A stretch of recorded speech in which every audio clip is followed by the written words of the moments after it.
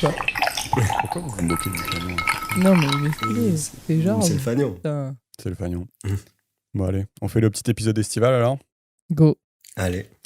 C'est Glucose Révolution, un livre écrit par Jessie Inchospé qui est la glucose goddess. Est-ce que, Georges, peut-être tu peux nous expliquer comment tu es venu à connaître la glucose goddess?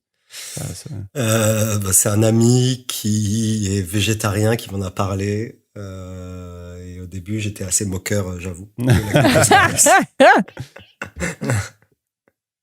Voilà, mais j'en sais pas beaucoup plus que ça. Tu vois. Ah ouais, d'accord. Je sais juste qu'elle est française et que c'est la glucose goddess. C'est la déesse. Ouais, mais moi j'en ai entendu parler au même moment, je crois.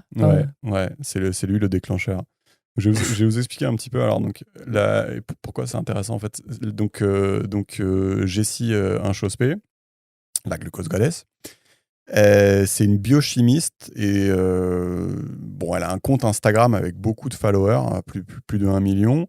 Et en fait, ce qu'elle fait, c'est qu'elle poste ses courbes de taux de sucre dans le sang sur son compte Instagram. Donc, c'est des mesures en continu. Et elle fait plein d'expérimentations avec ça. Donc, elle dit, je sais pas, aujourd'hui, j'ai mangé un pain au chocolat.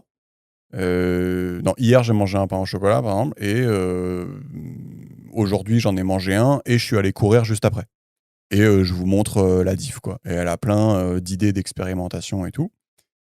Et alors, peut-être juste pour ceux qui sont complètement largués, j'ouvre une parenthèse.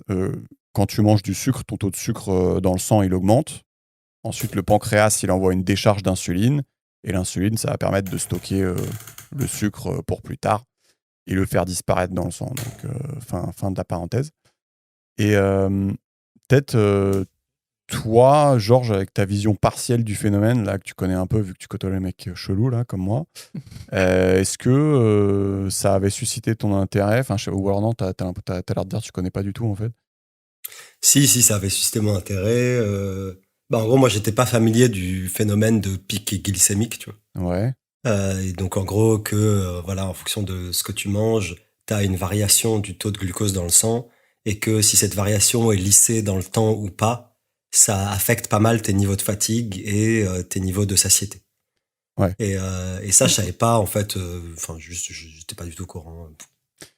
Ouais, et en fait, pourquoi moi ça m'intéresse et pourquoi c'est pas genre un énième bouquin de nutrition, en fait, je me dis qu'il y a vraiment, c'est dans le titre, c'est marqué révolution, et je trouve qu'il y a vraiment un aspect révolutionnaire, en fait, c'est-à-dire qu'en fait, pour la première fois depuis, je pense très très longtemps, t'as un bouquin de nutrition où en fait, tu peux, tu sais, c'est pas juste un mec qui dit oui, il faut manger des patates et il faut pas manger des choux ou des trucs comme ça. C'est pour la première fois, c'est un bouquin où tu peux vraiment, en gros, tu sais, tu t'achètes ce petit moniteur là qui coûte 40 €.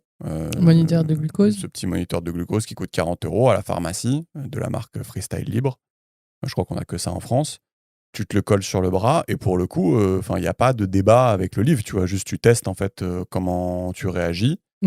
Tu fais tu te le mets 2 semaines, tu te le mets 1 mois, tu bouffes et tu vois en fait si c'est du mythos ce qu'elle raconte, si chez toi ça marche pas, si chez toi ça marche. Donc il y a un côté assez novateur dans le fait qu'en fait pour la première fois en fait on peut mesurer en continu et avoir sur son iPhone un marqueur biochimique aussi important, quoi. Donc d'où l'intérêt du truc. Je sais pas si vous voyez un peu ce que je veux dire. Ouais, c'est ça. Et moi, je me rendais pas du tout compte que c'était si accessible et si facile que ça de mesurer en continu son taux de sucre dans le sang. Ouais. Déjà, je me rendais pas compte de l'intérêt. J'étais là, on s'en fout. Ouais. Et de deux, où ça concerne que les diabétiques, quoi. Ouais.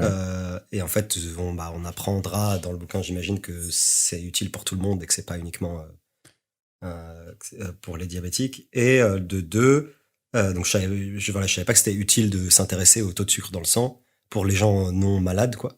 Et je savais pas que si, pour les plus curieux d'entre nous, en fait, tu peux le faire tout seul, faire l'expérience, tu payes 30 €, t'as un truc que tu colles à ta peau, qui te mesure en continu avec ton téléphone ton taux de sucre dans le sang. Ouais, c'est ça. Mais ça, c'est bien que j'avais pas pensé à le dire, en effet. Mais donc, du coup, en fait, pourquoi c'est si accessible et pourquoi c'est si peu cher et pourquoi c'est si facile de l'avoir, en fait, c'est que c'est quelque chose que les diabétiques ils utilisent, ouais. Donc, tu as une énorme industrie qui s'est fait chier à avoir des trucs qui sont faciles d'utilisation, qui sont pas mal, qui sont pratiques au quotidien pour les gens qui doivent l'utiliser tous les jours de leur vie. Ouais, quoi. exactement. Les diabétiques, ils doivent l'utiliser tout le temps, H24. Donc en gros, ça fait vraiment pas mal quand tu te le mets. C'est sur ton iPhone, c'est pratique, c'est discret, ça te fait pas chier. Tu peux te doucher avec. Donc c'est vraiment c'est ce marché-là qui drive le fait que c'est simple, quoi. Oui, c'est ça. Et pour expliquer aux gens, en fait, c'est une espèce de patch que tu mets, c'est ça, sur ton épaule. Ouais. Et ce patch-là, il y a une petite aiguille dedans, c'est ça qui te rentre dans la peau. Exactement, ouais. Après, et le patch, il dure combien de temps, par exemple? Ouais, du coup, c'est 2 semaines quand on achète un. Et après, ils te disent... Enfin, en gros, tu sais, il y a une espèce de sécurité, c'est-à-dire qu'au bout de 2 semaines, ils te disent, bah non, enlève-le, si tu le gardes plus longtemps, il y a des risques d'infection. Et de toute façon, tu sais, l'appli sur ton iPhone, elle s'arrête de marcher. Donc tu peux pas douiller le truc, tu vois. En gros, c'est sécurisé, quoi. Il te dit, tu peux pas le garder 3 semaines, quoi. Ça marchera pas. Ok. Donc voilà. Et après, c'est pas qu'un patch, ça dépasse un peu, mais ça, c'est une petite boule, quoi. Mais c'est pas vénère comme truc. Donc, tu l'oublies, hein, en général, quand tu le ouais, portes. tu l'oublies. Des fois, tu te tapes le bras sur un truc et tu fais bon, c'est tout ce qui va se passer, quoi. Et le truc, en gros, c'est connecté en Bluetooth avec ton téléphone ou en RFID? Alors, je connais pas le mot, mais tu sais, c'est tu poses ton téléphone dessus et ça fait bip. C'est ça le RFID? Ouais, je pense que c'est comme le sans contact de ta carte. Exactement. Ou comme le pass Navigo, c'est des trucs. Ouais. Ouais, je pense en gros, en général, tout ce qui implique que tu rapproches un Ouais. device sans contact, c'est RFID parce que c'est très courte portée. Ouais, c'est Et ça. les trucs un peu plus longs, c'est Bluetooth ou Wi-Fi.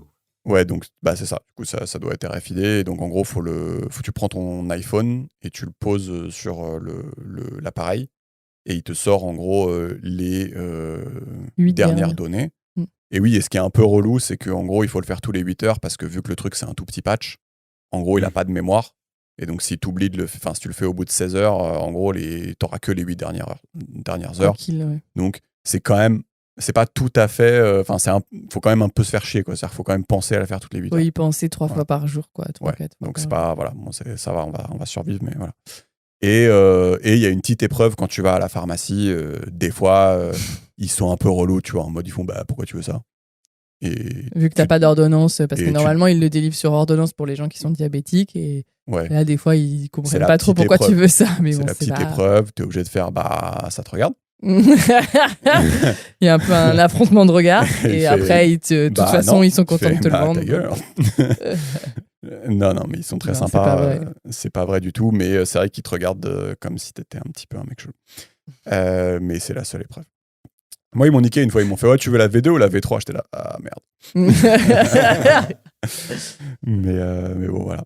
Et juste, je fais un peu de teasing pour l'épisode, mais en fait, je trouve c'est cool parce que ça répond à vraiment la question ancestrale, tu vois. Où en gros, on a tous des potes qui disent ah, mais je mange des fruits, donc ça va parce que c'est le sucre des fruits. Ah, mais je bois du jus d'orange, mais c'est mieux que du coca parce que c'est le sucre de l'orange. Les compotes aussi, c'est je sais pas quoi. Et du coup, je trouve que là, ça va répondre à la question ancestrale. C'est quoi le mieux entre fruits, compotes et jus? Et ça va y répondre du coup avec des vraies courbes et des vraies mesures. Et voilà. Et là, il y a un pop-up qui vient d'apparaître sur la gueule de Georges que je vais enlever parce que c'est horrible. Donc vous m'excuserez 5 secondes. On ne voit plus, Georges. C'est important de voir ma gueule. Ouais, c'est clair. Sinon, on parle à un vieux pop-up. Mais oui, c'est parce que j'ai pas payé mon VPN. Comme d'hab. Ok, on est parti. Go. Allez. Alors,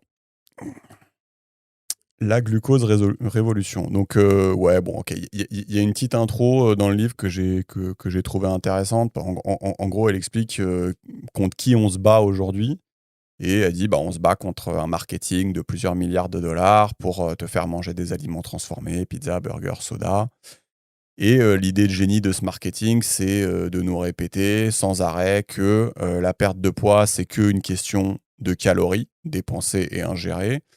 Et du coup, il y a un peu cette idée que si tu bois du soda bleu fluo, en fait, c'est pas très grave si tu vas courir tout à l'heure. Tu vois. On a tous entendu, je suis allé au McDo, faut que j'aille courir, quoi. Enfin, en gros, c'est un truc qui est vraiment rentré dans la tête des gens.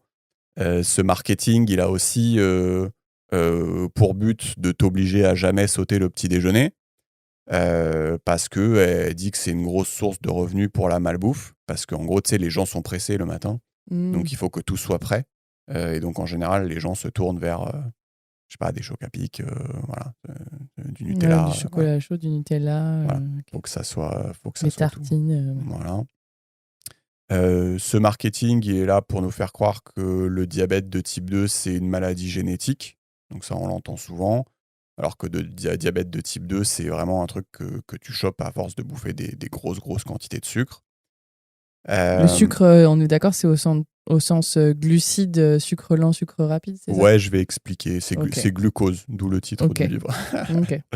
Mais oui, effectivement, quand tu manges trop de glucose, tes cellules s'habituent à l'insuline. Donc on disait l'insuline, c'est ce qui fait rentrer le glucose, c'est ce qui va permettre aux cellules de stocker le glucose. Et en fait, quand tu fais que en bouffer tout le temps, en fait, elles s'habituent. Et donc, il faut t'injecter des énormes quantités d'insuline pour que le glucose arrive à sortir du sang, quoi. Voilà. Voilà, et je pense que j'ai fini. Oui, non, il y a 2 trucs intéressants aussi. C'est le marketing aussi t'explique que si tu n'arrives pas à perdre du poids, c'est par manque de volonté. Donc, c'est pas grave d'avoir plein de Kinder Pinguin dans toutes tes armoires. Normalement, c'est juste une question de volonté de pas les manger. Enfin, tu vois, moi, si j'ai des chocolats de Noël à la maison, je les déglingue en hiver, quoi. Donc, ça marche pas du tout. Et est-ce que c'est normal d'avoir envie de dormir à 15h ? Bah oui, c'est normal, il faut boire du café. Donc ça, c'est tout putain, ça se nourrit les uns les autres, quoi. Exactement.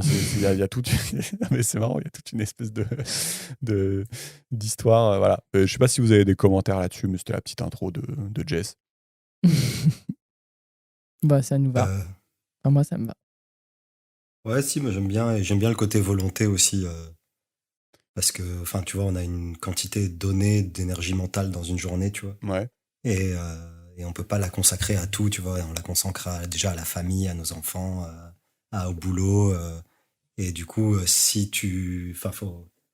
le meilleur hack, c'est quand même de contrôler son environnement et de réduire les tentations qui sont disponibles plutôt que de reposer sur ton énergie mentale, quoi.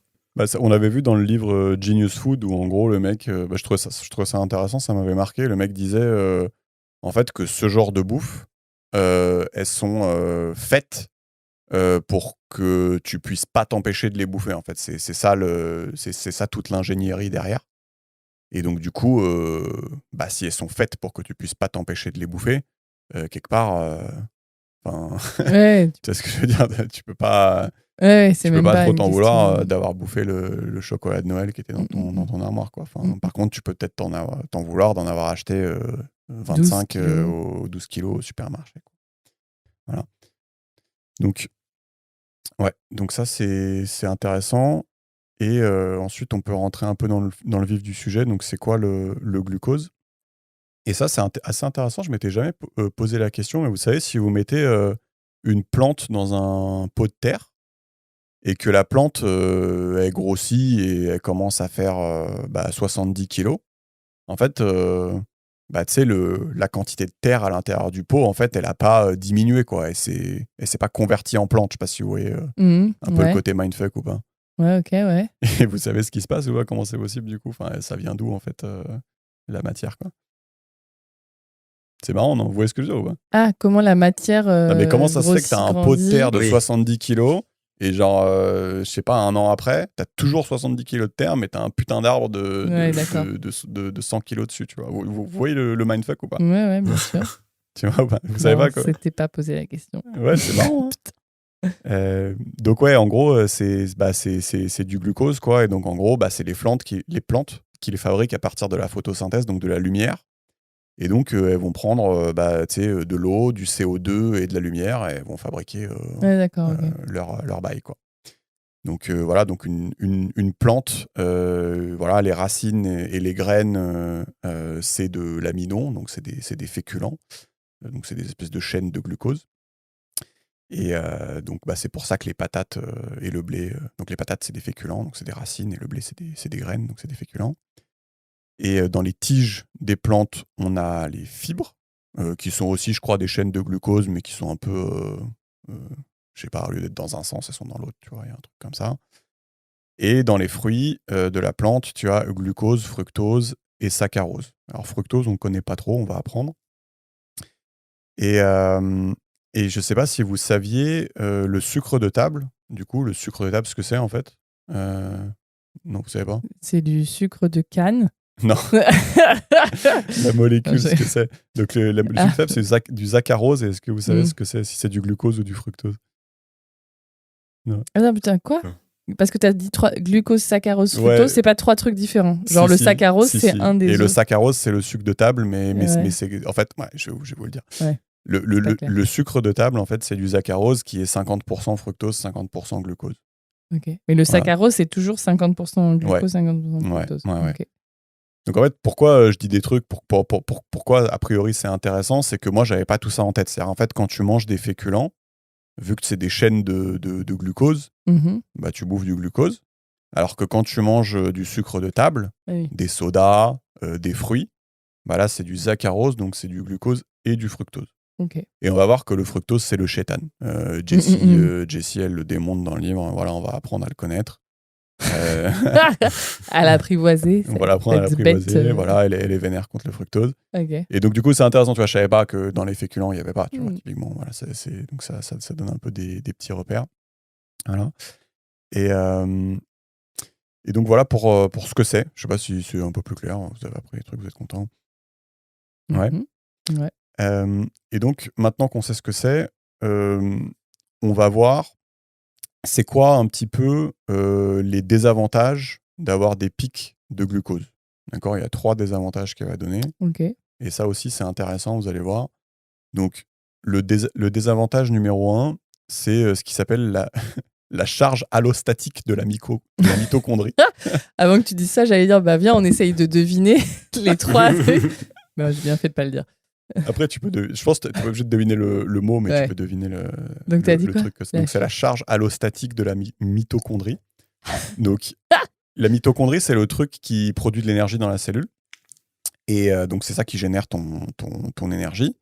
Et en fait, ce truc-là, la charge allostatique de la mitochondrie, c'est qu'en gros, quand tu reçois trop de sucre d'un coup, en gros, pour pas utiliser le vocabulaire de Jessie, elle se fait défoncer, tu vois, ta mitochondrie. Genre, en gros, elle est en PLS, elle reçoit des trucs dans tous les sens et tout. Trop d'informations et voilà. Ça lui fait pas. En gros, elle est surchargée, donc d'où le truc charge allostatique. Et donc, tu vois, c'est en gros, cette cellule a trop de charge mentale et en gros, elle va s'user, elle va s'enflammer, ça va endommager ton ADN, ça va te vieillir. Donc en gros, c'est pour ça, tu sais, les gens, ils ont un peu des rides quand ils mangent trop de sucre. Voilà, c'est ça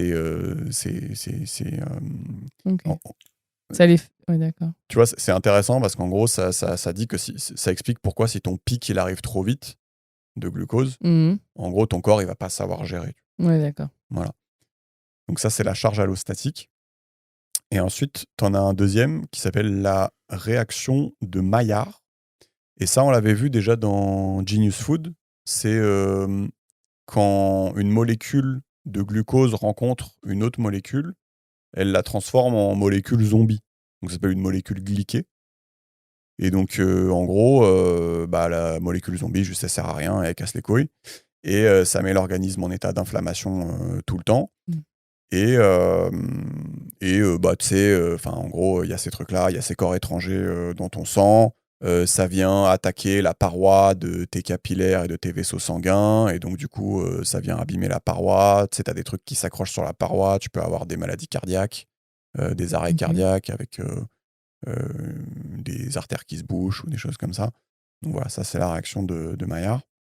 Et vous regarderez, en fait, si vous êtes... non, d'ailleurs, pas si vous êtes diabétique. En fait, souvent, quand vous vous faites faire un test sanguin, il vous donne un chiffre qui s'appelle hémoglobine glyquée, donc HbA1c. Et en fait, ça vous mesure justement la quantité de molécules zombies que vous avez dans le sang. Okay. Et donc ça, je pense que vous l'avez tous si vous avez fait un bilan sanguin. Et en gros, du coup, ça vous dit... c'est comme une sorte d'intégrale sur plusieurs mois de est-ce que tu as eu des énormes pics de sucre ou pas, quoi. Je sais pas si vous voyez un peu ce que je veux dire. Parce que du coup, ça arrive surtout ces molécules zombies, là, elles se créent quand tu as des gros pics, parce que du coup, c'est là où il y a plein de glucose et du coup, ça croise d'autres molécules parce qu'il y en a beaucoup. Ouais, c'est pas clair pour moi. Je pense que c'est plutôt l'intégrale sous la courbe, c'est qui va compter. Oui, mais pour le HB machin, pour la mesure, d'accord. Enfin, c'était quoi ta question en fait?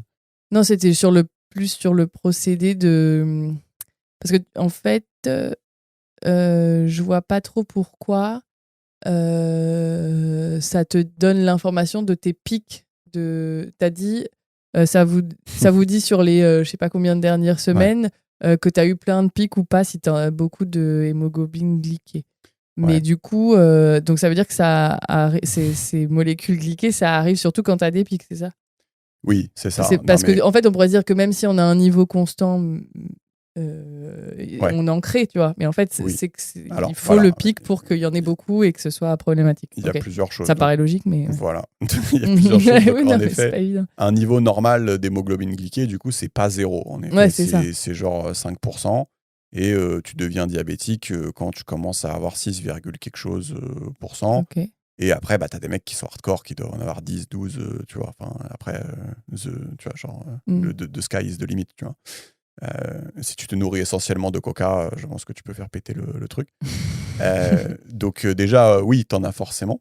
Okay. Ensuite, c'est un bon proxy à mesurer pour dire, en fait, qu'est-ce que t'as branlé pendant les quelques derniers mois. Donc, c'est vachement intéressant. Et juste full disclosure, moi, je suis tombé sur un site de haters de hémoglobine glyquée. Et genre, c'est un site dédié de haters d'hémoglobine glyquée. Et ils sont là, ouais, c'est de la merde et tout. En fait, il faut regarder les pics de glucose, il faut s'acheter un moniteur de glucose. Et ils tracent des courbes où, en gros, ils montrent que c'est pas tout à fait la même chose, la moyenne du glucose et l'hémoglobine glyquée. Voilà, bref. Ouais. Du coup, en gros, tu poses des questions, Clem. Faut que j'aille sur ce site, quoi. Non, mais en gros, non, mais si tu veux, c'est un bon proxy pour voir qu'est-ce que t'as branlé les derniers mois. Ouais. Maintenant, c'est pas un proxy parfait. Oui, voilà. Donc, voilà. Okay. Maintenant, voilà. Vous irez sur... tu vas susciter le courroux le courroux de Going Beyond A1C. Mais non. One outcome can't do it all. By Adam Brown. Voilà. Okay. Après ça, donc, si vous voulez vous taper des barres. Mais bon, dans la courbe que j'ai sous les yeux, c'est quand même vachement bien corrélé avec la putain de moyenne de sucre dans le sang, mais Adam Brown, il a pas l'air d'accord. Donc voilà, donc on a deux trucs. On a la surcharge, en gros, de quand t'as masse de sucre qui arrive. On a les espèces de molécules qui deviennent un peu zombies à force d'en avoir dans le sang. Et le troisième et dernier désavantage, c'est la prise de poids. Parce qu'en fait, quand t'as tout le temps de l'insuline, c'est-à-dire quand t'es tout le temps en train de bouffer du sucre, quand t'as tout le temps de l'insuline, ça dit à ton corps, emmagasine du gras, emmagasine du glucose, stocke les trucs. Et t'es jamais en mode vide les stocks. Tu vois, en gros, il faut voir l'insuline comme une clé stocke les bails. Et tant que c'est allumé, ça stocke. Donc voilà. Donc prise de poids, t'es vénère. Voilà. Ça vous va? Donc ça, c'est les phénomènes, on va dire, un peu discrets à l'intérieur du corps. Et en fait, à l'extérieur du corps, tu vas avoir d'autres phénomènes intéressants qui sont... à court terme déjà, une sensation constante de faim. Donc l'insuline, ça dérègle les hormones de la faim apparemment. Te faire violer tes mitochondries, c'est pas bien non plus pour la sensation de faim. Je sais pas si vous avez expérimenté ça un peu, de quand vous bouffez trop de sucre, vous avez faim juste après. Bah oui, de ouf. Les espèces de fringales que t'as l'impression d'avoir fait un gros repas et je sais pas, 1 heure ou 2 après, t'as hyper faim. Ouais. Ouais. Georges, j'ai pas d'accord. Si, mais non, moi c'est plus la fatigue. En gros, je bouffe du sucre, ça me fait trop kiffer. Ouais. Et genre 1 heure après, tu sais, j'ai trop envie de reprendre, tu vois. Genre, je suis un peu fatigué, tu vois. Je sais pas, moi, le sucre, ça me réveille, tu vois. Ah oui, mais ça te réveille genre dans la demi-heure, quoi, c'est ça. Ouais, tu sais, genre, je sais pas, ça me fait c'est vraiment du crack, quoi. Ouais. Non, mais tu vois, je me rappelle quand on disait, genre, ouais, pendant les examens, prends un Mars, tu vois, ou prends un machin. Oui, c'est vrai. Et je me rappelle notablement quand j'avais des partiels, tu sais, ça durait 4 heures, genre au milieu, je prenais mon Mars, j'étais en transe, tu vois. Genre, tu sais, Mais tu parce sens que, tu sens que ça annule un peu la fatigue, enfin, je sais pas, il y a un truc bizarre. bah ouais, je crois que ça met un coup de fouet et en plus, je crois que ça fait un effet anxiolytique, donc c'est pour ça, genre, t'es bien, quoi. Genre, t'as de l'énergie et t'es un peu stone, quoi. Ouais. Et donc, bah oui, et ce qu'elle dénonce, c'est qu'il y a un peu cette quête infinie de, bah, vu que ça te donne de l'énergie, mais qu'après t'es en bad, il y a un peu cette quête infinie, du coup, de devoir en prendre un petit peu tout le temps. Ouais. Et donc, ouais, c'est ça, il y a plein de fringales. Il y a une fatigue chronique avec les mitochondries qui démissionnent, du coup, à force de se faire déglinguer. Il y a un sommeil agité aussi, apparemment. Il y a beaucoup de témoignages aussi dans le livre, c'est intéressant, de gens qui ont changé le truc et qui ont vu qu'en fait, ils dormaient bien mieux. Bon, Covid-19, parce que mauvais fonctionnement des mitochondries associé à mauvaise immunité. Migraine aussi, il y a beaucoup de gens qui rapportent que en fait, d'avoir lissé leur courbe, ils ont plus de migraine. Et troubles de la mémoire et de la cognition. Donc voilà, donc ça c'est pas mal, c'est à court terme, et c'est quand même un peu de la folie qui est tout ça juste sur un truc à la con de bouffer trop de sucre, quoi. C'est marrant, tu vois. Ouais. Et ensuite, à long terme, tu vas avoir aussi des choses intéressantes. Typiquement, tu vas avoir des acnés, problèmes de peau type eczéma, rosacée, psoriasis. Et c'est vrai que moi, depuis que je me suis calmé sur les pics de glucose, j'ai plus d'eczéma. C'est intéressant, tu vois. Ouais, c'est ouf. Donc là, les dermatos la détestent, quoi. Le dermato, il va pas te demander comment tu manges, il s'en bat les couilles. Donc ça, c'est intéressant. On a vieillissement et arthrite aussi, parce que tu sais, justement, les espèces de molécules zombies vont venir enflammer un peu tes joints. Ah ouais. Maladie d'Alzheimer et démence, parfois appelée diabète de type 3. Je savais pas ça. Donc, ouais, Alzheimer et toutes les maladies neurodégénératives. Bah voilà, elle explique que le cerveau est un gros consommateur d'énergie, il est rempli de mitochondries, donc bah, si tu le déglingues régulièrement, bah, diabète de type 3, quoi. Ok. Voilà, bon, c'est une façon d'appeler ça, mais voilà, tu vois, c'est intéressant. Risque de cancer aussi, bah, à force d'agresser l'ADN, tu vas l'obliger à muter. Épisodes dépressifs, troubles intestinaux, maladie cardiaque, on en a parlé. Donc, si tu as un stress des parois de tes vaisseaux sanguins, tu vas avoir un aspect moins lisse, la graisse va se fixer, il va y avoir des plaques qui vont se produire. Voilà, donc il faut manger de la margarine, du coup. Je rigole. Syndrome des ovaires polykystiques, ça, Georges, il a clairement ça comme maladie. Voilà, diabète de type 2. Mais là, tu vois, tu cites plein de trucs. C'est sur la base de témoignages de gens qui ont vu ça, ou il y a des études un peu scientifiques, tu vois, sur des grosses échelles. Non, ouais, là, ça, c'est clairement du solide. Ok. Et en plus, je suis en train de lire le bouquin Outlive de Peter Attia sur la longévité. Clairement, on est d'accord, quoi. Il n'y a pas de débat, quoi. Ok. Ouais, donc c'est assez fort. Et il y a rides et cataractes aussi. Hein, parce que rides, c'est glycation des molécules de collagène dans la peau. Et cataracte, c'est accumulation des protéines glyquées, donc les molécules zombies là, qui bloquent la vision. Donc c'est fort quand même. Si tu mets ta glycémie en ordre, tu fais pas mal de trucs. Et je sais pas si c'est très étonnant, parce qu'en fait, nos ancêtres, ils bouffaient pas comme ça, tu vois. Donc j'imagine que ça doit foutre une merde pas possible. Oui, c'est pas forcément étonnant, mais comme tu disais, comme elle dit, quoi, on a baigné tellement dans un truc avec l'idée que le sucre, le glucose, c'est ça dont on a besoin pour tenir toute la journée, pour reprendre des forces quand on a fait du sport et tout. Enfin, moi, je veux dire, mes parents, ils me disent tout le temps ça, quoi. De bouffer des pâtes, de bouffer prends un gâteau pour te redonner de l'énergie, machin. Et puis pendant longtemps, je crois il y avait pas un gros effort de lobbying pour. Il m'a semblé que j'avais lu ça, je sais pas si elle le confirme, que d'une partie de l'industrie agroalimentaire pour dire que le problème c'est le gras et pas le sucre. Ouais. Et en fait, ça a un peu éclipsé. Et apparemment, ça a pas mal fonctionné, tu vois, d'allumer le contre-feu du gras. Et du coup, je pense que dans notre esprit, le gras c'est beaucoup plus grave que le sucre, alors que dans les faits, c'est l'inverse. Ouais, c'est Ansel Keys. Donc c'est un des mots-clés pour ce que tu dis si vous voulez chercher. Après, enfin,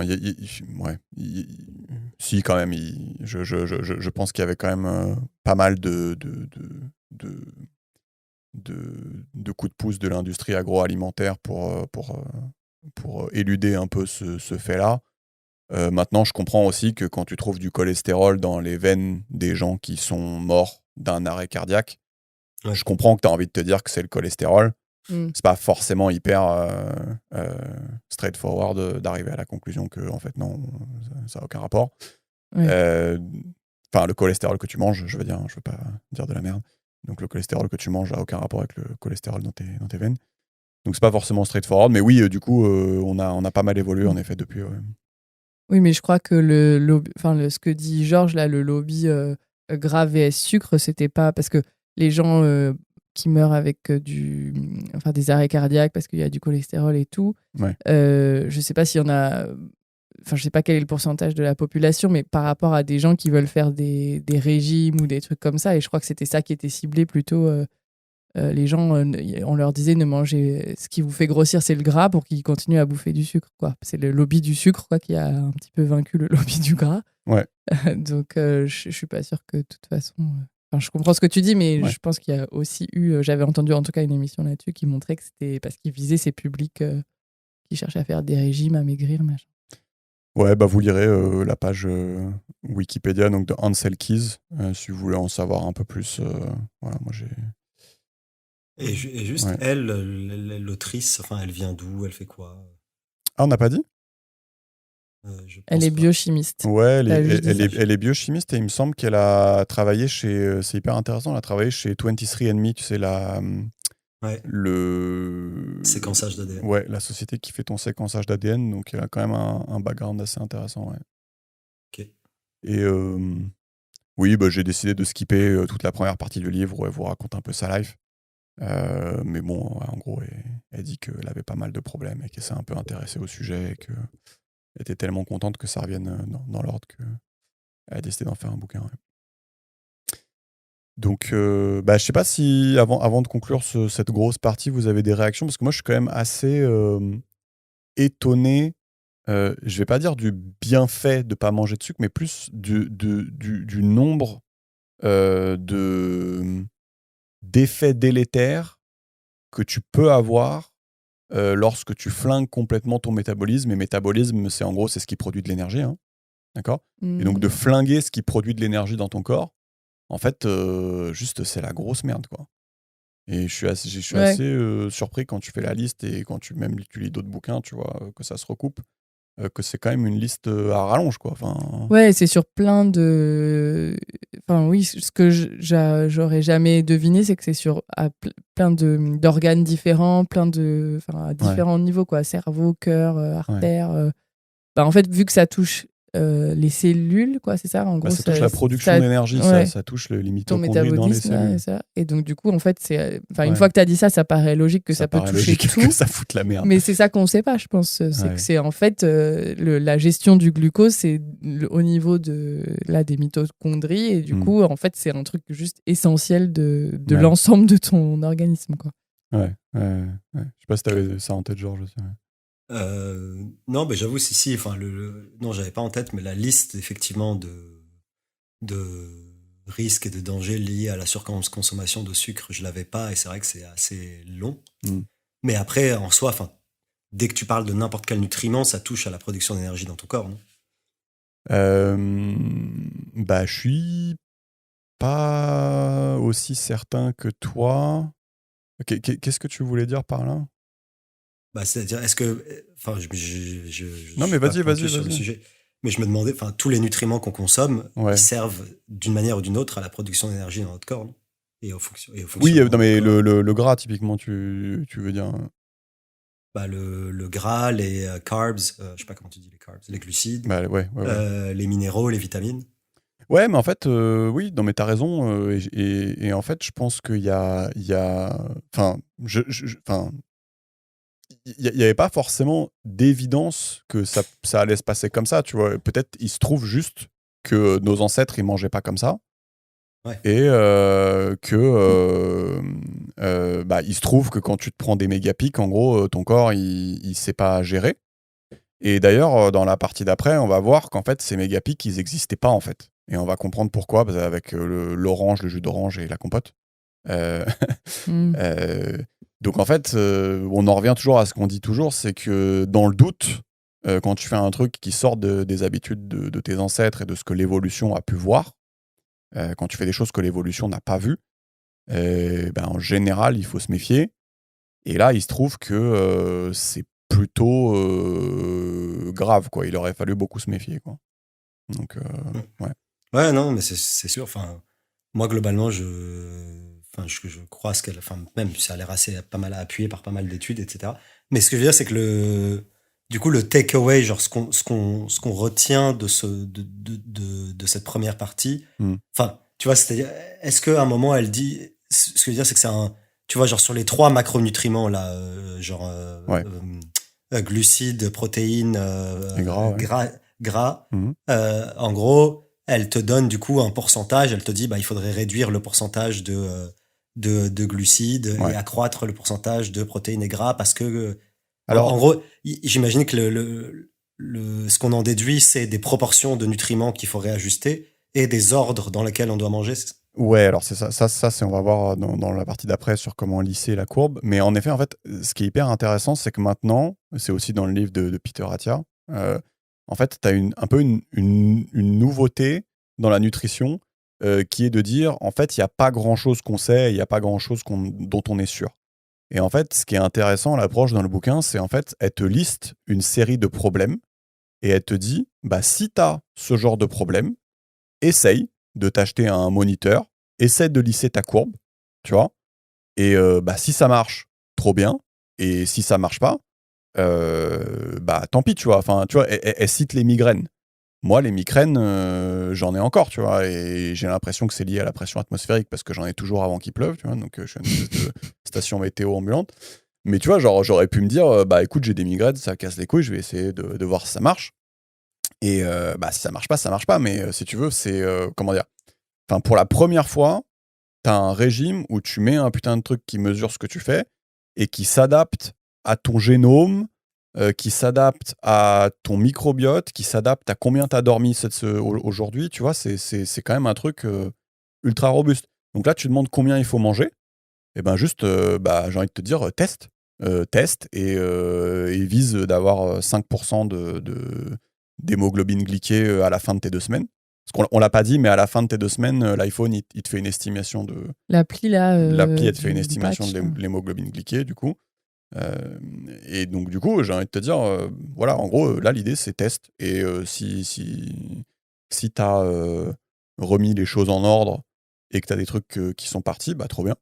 Et si t'as des problèmes qui restent, c'est que c'était pas un problème de métabolisme, en fait. Après, ça part pas toujours en 2 semaines, hein, les problèmes qu'elle cite, quoi. Je sais pas, moi, l'eczéma, j'en ai beaucoup moins, mais ça a mis du temps, quoi. Ouais, je suis d'accord. Après aussi, si t'as des rides, genre, je pense que t'es niqué, tu vois. Genre, à un moment donné, ça va pas revival, tu vois. Botox. C'est le new Botox. Non, mais après, t'as le côté curatif, genre t'as un problème à résoudre. Ouais. Et après, t'as le côté préventif, en mode j'ai pas de problème à résoudre, mais je veux savoir comment bien bouffer, tu vois ce que je veux dire. Oui, c'est ça, pour tout ce que tu disais. En gros, là, s'éviter les trucs à moyen long terme, quoi. Ouais, là, elle va te donner des tips. Et ce qui est bien, c'est qu'il n'y a rien à croire sur parole, juste t'achètes le moniteur et tu regardes comment tu réagis et t'adaptes. Et juste ce qu'elle dit, c'est... En gros, est-ce que c'est sa notoriété qui est nouvelle ou est-ce que les conclusions qu'elle sort, c'est des choses qu'on ne savait pas auparavant? Ouais. C'est-à-dire, en gros, est-ce qu'elle juste elle met le spotlight sur des trucs qu'on savait avant et juste du coup ça se démocratise et c'est bien, ou est-ce que c'est des avancées récentes avec des recherches récentes qui fait qu'avant on savait pas je me rends pas bien compte. Par contre, avant de la connaître, j'ai bien senti l'effet de mode grandir, dans le sens où il y a, tu sais, au début, un chercheur qui s'est dit, bah vas-y, je vais coller des moniteurs de glucose à genre 100 mecs, et je vais faire une expérience où je vais leur faire bouffer la même chose et je vais regarder ce qui se passe.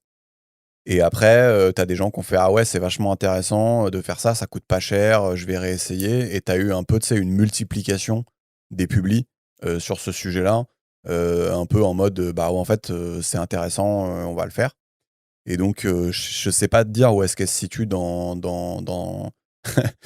la chaîne de mode, mais ouais, elle se situe quelque part entre le début Et maintenant. aujourd'hui, tu vois. Enfin, en gros, c'est un truc qui Ouais. forcément, tu regardes quelqu'un, ouais, vas-y. Et c'est ce que tu disais sur le truc de les avancées de la scientifique, ça prend 15 ans ou 10 ans pour être démocratisé dans le grand public, etc. Ouais. Donc là, on est à 5-7 ans, quoi. Ouais, peut-être, ouais, peut-être, c'est ça qu'il faut dire. Ouais. Donc, ouais, non, je me rends pas compte où elle est, mais clairement, elle surfe sur cette mode-là, ouais, clairement. Et peut-être que ce qui parle aux gens, c'est que sur Instagram, tu sais, elle fait des belles courbes, elle en fait souvent, et elle fait des cas un peu intéressants. Tu sais, je vous ai dit, bah, pain au chocolat sans courir, pain au chocolat avec courir. Tu vois, elle a des bonnes idées aussi, des fois. Tu vois. Oui. Donc, elle se fait des trucs. C'est vrai que c'est très visuel, et le côté courbe, enfin, une fois que tu es d'accord avec le fait et que tu as compris que les pics glycémiques, c'est super dangereux, et que tu dis je vais les réduire, ouais. Après, le fait d'avoir juste des courbes en fonction d'un certain nombre d'activités ou de la manière dont tu manges, ouais. c'est hyper parlant. Tu vois. Et moi, par exemple, je me serais jamais douté que, bon, je spoil un peu le bouquin, mais que genre marcher 5 minutes après manger, ça changeait radicalement la forme de ta courbe de glucose dans le sang. Ouais. Ou juste de commencer par les végétaux, commencer par les légumes plutôt que par les protes ou par le... Voilà, ça changeait la même chose radicalement pour la même quantité de nourriture mangée, ingérée. Enfin, tu vois, ces aspects, genre l'ordre dans lequel tu manges et activité physique, même mineure, juste après manger. En fait, tu as des petits life hacks comme ça qui te paraissent un peu cheatés, quoi, et en fait, ça fonctionne. Ouais. Et même, je vais reculer d'un cran par rapport à ce que tu dis, parce qu'en fait, j'ai envie de dire, voilà, vraiment, pour ceux qui écoutent, prenez la liste des problèmes qu'on vous a donnés, tentez le coup, voyez ce qui disparaît, et voilà, faites vous-même le test. Ensuite, là, on va parler des manières de lisser la courbe de glycémie. Pareil, prenez la liste, faites le test de ce qui marche chez vous. Voilà, croyez rien sur parole, regardez, et sortez de l'expérience avec des nouvelles infos.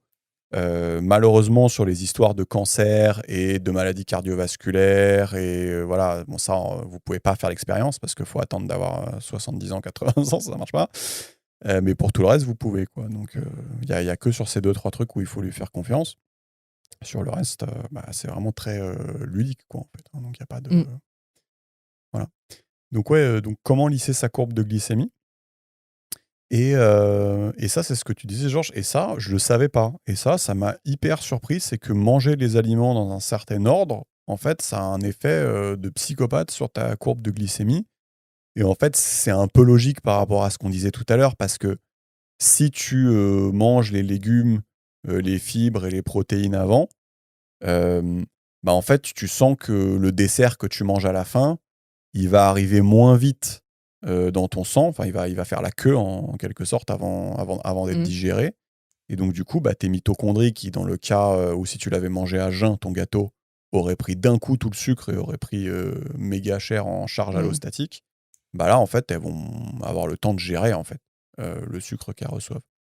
Donc, c'est assez cool. Ouais, c'est là que tu vois qu'il y a un certain nombre de traditions empiriques qui sont quand même assez bien faites, quoi. Tu vois, genre, oui, c'est marrant. Ouais, c'est marrant. Ça, tu vois, genre, il se trouve qu'on bouffe entrée, plat, dessert, tu vois. Ouais. Et moi, j'ai toujours bouffé le dessert en premier parce que je suis un fou furieux, tu vois. Ouais. Et que je suis une sorte de rebelle. Et que je suis une sorte de rebelle, tu vois. Mais les gens, ils comprennent pas, tu sais. Enfin, j'ai remarqué qu'en France, c'est quelque chose de très ancré, l'ordre dans lequel tu manges les choses et tout. Et ils sont là, mais mange pas ça. On a toujours pas commencé à à déjeuner, etc. Moi, je m'en fous, je suis là, j'ai envie de ça, je prends ça, tu vois. Ouais. Et en fait, je découvre a posteriori que c'est pas juste uniquement une convention sociale, ça a une vraie utilité scientifique, tu vois. Enfin, ça a une vraie utilité sur ta santé. Ouais. Et c'est marrant, quoi. Tu vois, j'avoue, franchement, ouais. Et tu vas vous demander des études, mais typiquement là j'en ai noté une, même, enfin, j'ai pas tout répertorié, mais là sur celle-là j'avais répertorié qu'il y avait une réduction de 73% des pics, d'après une étude de 2015. De hauteur des pics. Voilà, juste en jouant sur l'ordre des ouais aliments. Mais non, mais ça joue énormément en fait. C'est énorme. Ouais. Ouais, parce que tu vois, quand tu y penses, enfin, il y a aucune. Moi, je comprenais pas, tu vois, je suis là, mais il y a aucune raison logique pourquoi on termine par le dessert, quoi. À part juste, on a décidé.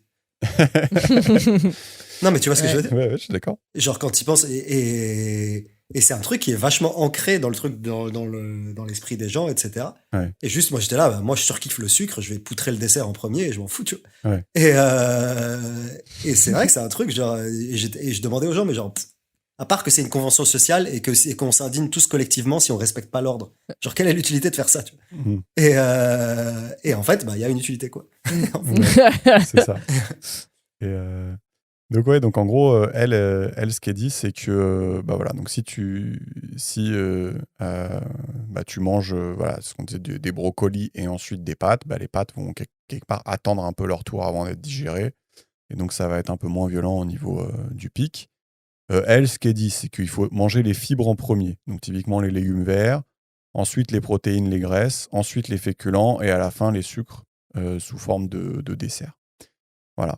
Et elle dit même un truc mais là c'est le next level, c'est qu'en gros si tu t'apprêtes à manger des féculents, elle dit ajoute carrément des calories, donc ajoute des légumes à ton repas, donc mange une petite salade, un petit truc, des carottes avec du houmous, ou bref, elle donne plein de recettes pour en fait justement créer cette espèce enfin en gros pour pas prendre tes sucres à jeun et pour pas prendre tarif au niveau des mitochondries, quoi. Donc tu vois, c'est assez contre-intuitif parce que c'est ajouter des calories en fait. Tu vois, au truc. Ouais, c'est ça. Donc, tu te dis, je prends un petit truc avant et. Ouais, c'est marrant. Mais du coup, hein. en plus, ça peut avoir aussi l'effet que t'en manges une moins grande quantité puisque t'as bouffé par contre, c'est ça truc. qui va se passer. Ouais, tu vas manger moins de pâtes après, c'est sûr. Ouais, mais bon, du coup, ça va dans le même sens. C'est ça. Donc, c'est pas mal. C'est ça. Ça aide, quoi. Donc c'est marrant. Bon, après, elle dit qu'il faut pas attendre 2 heures entre l'entrée et le plat, mais j'ai envie de dire sans déconner. Et là, on trouve aussi un truc hyper intéressant. D'ailleurs, c'est l'histoire de la compote, mais je vais commencer par le yaourt. C'est en fait, si tu prends un yaourt 0%, typiquement, donc c'est dépourvu de graisse, tu vas avoir ce côté où en gros tu vas avoir un pic de glucose beaucoup plus important parce que justement t'as pas les graisses dans le yaourt pour ralentir le pic. D'accord, t'as que le sucre du yaourt et donc voilà. C'est comme si tu bouffais juste du sucre, il n'y a pas d'autres choses qui sont digérées. Et donc c'est marrant, tu vois, les gens qui achètent du 0% à chaque fois parce qu'ils se disent oui, machin.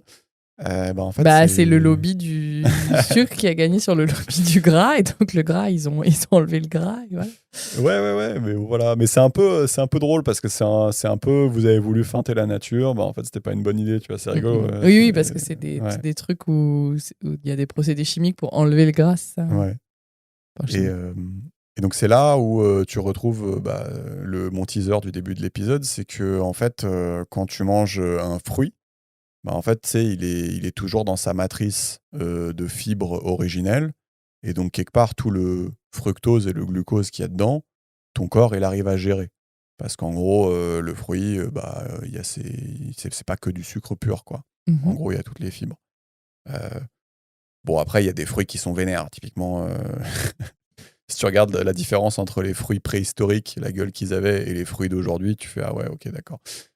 Donc il y a aussi le fait qu'on les a méga sélectionnés pendant des milliers d'années pour qu'ils soient bien gros et bien sucrés.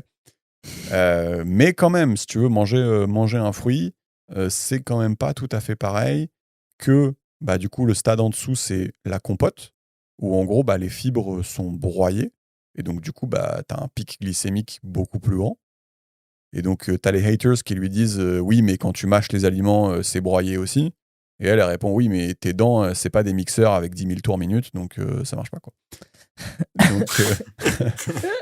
Donc t'as fruit. Donc TG, quoi. Voilà. Ensuite, t'as compote. Et ensuite, t'as jus de fruits, où là, il y a juste 0 fibres, il n'y a rien, c'est que de l'eau avec du sucre. Et donc, elle dit, attention, un fruit transformé est un dessert. Donc, en gros, tu vois, les gens qui disent, il y a le bon sucre du jus d'orange et le mauvais du gâteau, en fait, c'est pas du tout vrai, en fait. Et ça, c'est hyper intéressant. Parce qu'en gros, ça, c'est un débat de merde qu'on a tous eu. Je sais très bien qu'on a tous eu ce débat. On sait très bien que quand on disait 5 fruits et légumes par jour, quand on buvait un jus de fruits, on comptait ça comme un fruit. Ouais. Voilà. Alors qu'en fait, c'était un dessert. Voilà, non, mais le jus de fruits, c'est un dessert, c'est un soda, c'est un coca, il y a 10 grammes de sucre par 100 ml, c'est comme le coca.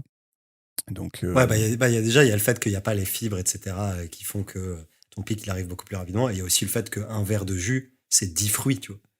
Ouais, oui, c'est ça, donc c'est 10. J'avais pas pensé en fait, personne ne va bouffer, genre, je sais pas, qu'on est tous déjà pressés des jus c'est clair, putain. Genre, en vrai, je sais pas, un verre de jus, si t'enlèves la pulpe, c'est genre, je sais pas, c'est 4 oranges, tu vois. Ou 5 oranges, et personne que tu vas pas bouffer comme ça, c'est sûr.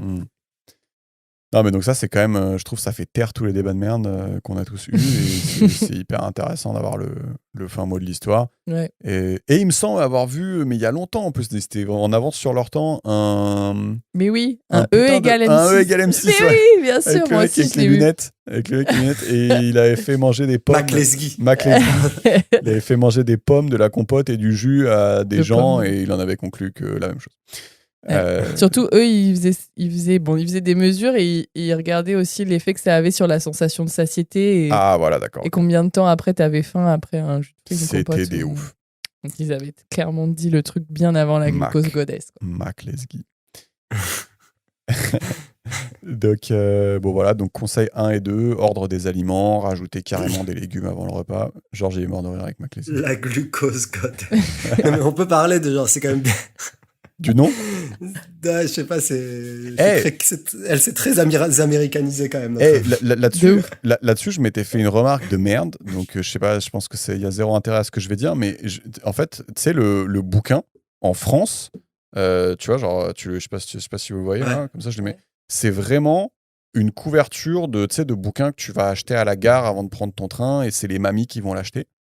Et donc, c'est marrant, ça fait pas du tout honneur au bouquin, qui est un bouquin de ouf.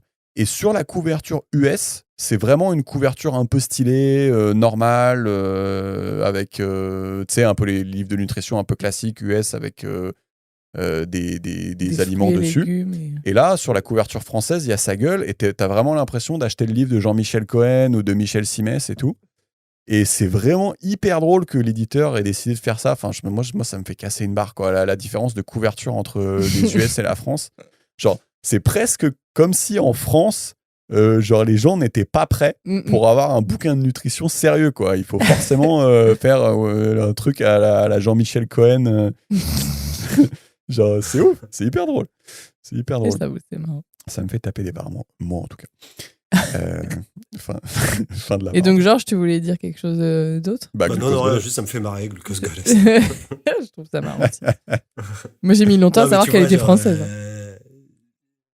Non, mais bref, ça remet pas en cause du tout ni ce qu'elle dit, ni la pertinence de sa démarche. Tu vois. Mais c'est quand même bien fanfaron, quoi. Tu vois, en fait, tu sais, je pense que je vois le truc, c'est ça part d'un délire sur Instagram où tu fais, vas-y, je vais poster mes trucs. Et en fait, ça prend une espèce d'ampleur de l'infini et tu sors un bouquin et en fait, à la fin, t'es toujours la glucose goddess. C'est ça, elle est connue comme ça, quoi. Donc, elle est là, elle est coincée là-dedans. Elle est coincée, ça. Non, et puis je trouve que ça marche un peu. Ça marche. Ça modernise un peu. C'est bien. Donc ensuite, on a un conseil, c'est on s'en fout des calories. Du coup, je pense qu'on a compris un petit peu ce qu'elle veut dire par là. Il y a juste un petit fun fact, moi je savais pas comment mesurer les calories des aliments. Et en fait, elle dit, tu mets l'aliment dans une boîte, dans de l'eau, et tu le fais brûler. Et en fait, la température, donc du coup, l'eau va monter de température. Et du coup, plus il y a de calories dans l'aliment, plus la température de l'eau va monter. C'est ça qui mesure. C'est ça. Non, je sais pas si c'est exactement comme ça qu'on mesure, mais en tout cas, ça, c'est une calorie, tu vois. Ok. Tu vois ce que je veux dire? C'est en gros, l'aliment brûle, de combien tu fais chauffer, quoi. Ok. Donc ça, c'est une calorie. Et ça, c'était juste pour le fun fact. Et je pense qu'on a compris que 100 calories de glucose, c'était pas pareil que 100 calories de fructose ou 100 calories de protéines. C'est pas la même chose pour l'organisme. Évidemment, il faut faire preuve de discernement et pas avaler 10 000 calories de beurre. Mais en gros, Alors là, je vais sortir du livre, mais juste pour expliquer, en fait, c'est quand même deux choses différentes. C'est-à-dire que là, elle parle d'avoir un métabolisme en bonne santé. D'accord ? Ouais. Et il y a autre chose. Être gros, être obèse, c'est autre chose. D'accord ?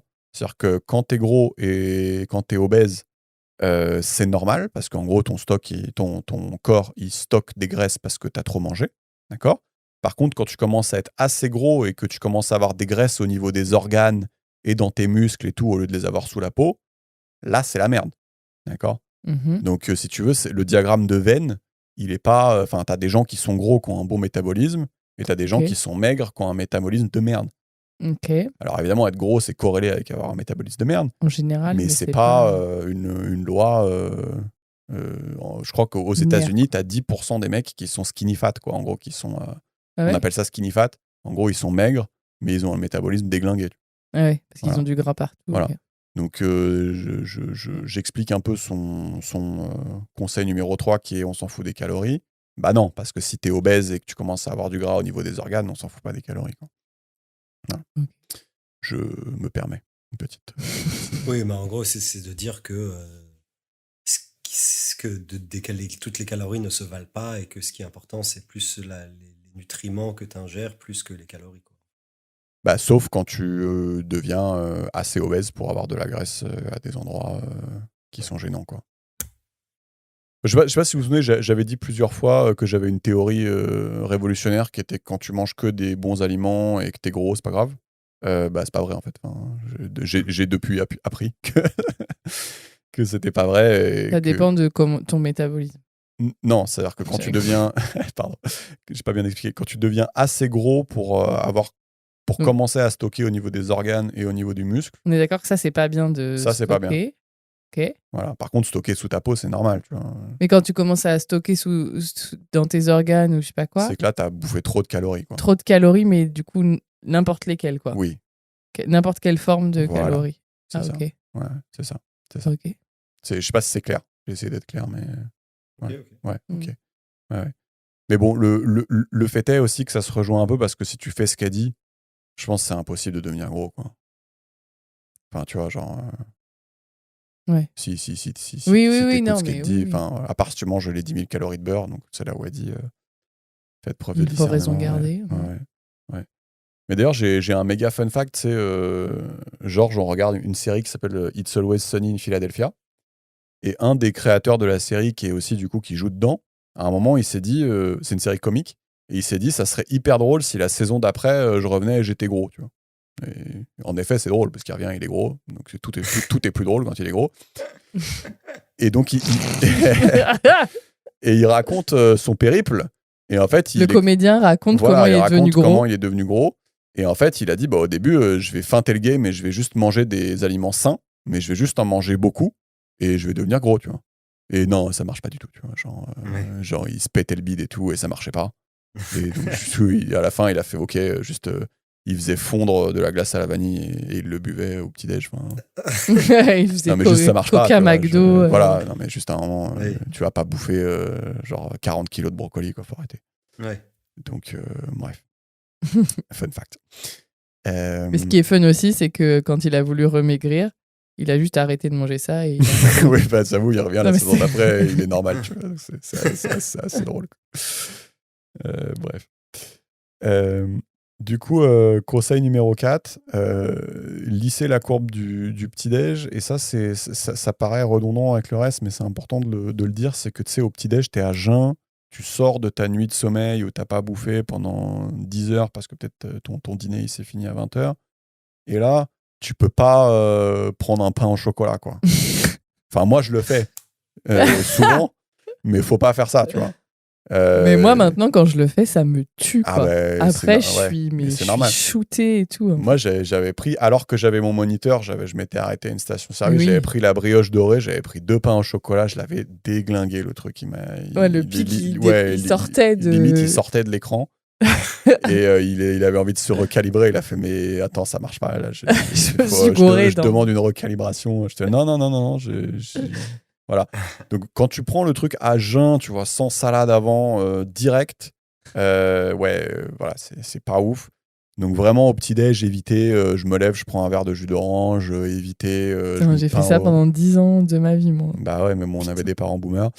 Et éviter, je sais pas, la tartine de pain au lait au Nutella. Moi, c'est ce que je bouffais pendant toute ma life quand j'étais petite. Oui. C'est le pain au lait coupé en deux avec la moitié du pot de Nutella des deux côtés. Mais genre, j'ai fait ça encore. Ah ouais, putain, mais c'était trop bon ça. Pain au lait Kinder Maxi. Pain au lait Kinder, ça, putain, c'est ghetto. Bah, je pense que c'est moins ghetto que le pain au lait Nutella. Et Smacks Trésor, tout ça. Enfin bref, en gros, voilà, ne faites pas ça. Ou alors manger une carotte avant. Non, vraiment, mais ça, c'est un truc pour le coup qui mindfuck les gens. C'est quand tu leur dis de manger salé au petit-déj, elle, c'est vraiment ce qu'elle recommande. C'est-à-dire le petit-déj, tu t'arrives à jeun, vraiment, fais-toi des œufs, fais-toi quelque chose de salé. Et d'ailleurs, vous pourrez commander chez votre libraire, elle a aussi un livre de recettes qu'elle a sorti après.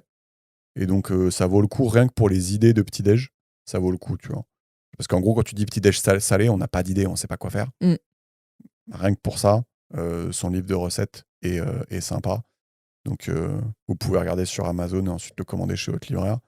Et donc, ouais, c'est rien que pour ça, c'est cool. Et c'est vraiment un changement de paradigme. Enfin, je sais pas si toi, Georges, tu prends des petits-déj salés, mais... Moi, c'est un des rares trucs que j'ai fait par flemme qui s'est avéré être stylé. C'est génial, tu sais, en gros, je petit déjeune pas pour maximiser la durée de sommeil, tu vois. Ouais. Et tu sais, je me petit déjeune pas, je me douche pas. Enfin, le matin, je fais rien, juste je porte mes habits et je vais au travail, quoi. Ouais. Quand je travaille. Ouais. Et du coup, tout est drôle depuis tout à l'heure. Quoi ? Tout est drôle depuis tout à l'heure, mais vas-y, ouais. Non, mais et du coup, en gros, je petit déjeune app, quoi. Juste comme ça me fait gagner 20 minutes de sommeil. Oui. Et en fait, j'ai découvert a posteriori que du coup, je faisais du jeûne intermittent, vu que je petit déjeunais pas. Et en fait, c'est stylé pour la santé, apparemment. Ouais. Non, mais oui, du coup, en effet, quand t'as vraiment la flemme de te faire un truc salé, tu peux aussi le sauter. Ouais, c'est ça, ouais. Tu peux directement. Mais le truc, c'est que quand tu le sautes, après, tu te retrouves à midi avec genre quasiment 16 heures sans bouffer. Et là, faut pas prendre un Twix, quoi. Enfin, là, faut vraiment respecter le truc. Georges. Non, mais là, là, sinon, c'est vraiment violent, quoi. Profiterole. Voilà. Profiterole. Donc, voilà. Donc, voilà, c'est intéressant de se dire, voilà, le petit-déj, c'est vraiment le pire moment de la journée pour déclencher le pic de glucose. Si tu fais ça, apparemment, en plus, ta glycémie est fait nimp toute la journée. En gros, ça dérègle tout. Donc, ah ouais, je savais pas, d'accord. Ouais. Voilà, bon, après, vous la croyez pas sur parole, vous mesurez. Mais alors, ouais. Alors, il y a des petits exemples, je vous ai mis. Donc, yaourt, tahini, fruits rouges, croissant, fromage, jambon, avocat au mousse, citron, huile d'olive, sel, baguette, fromage, poulet.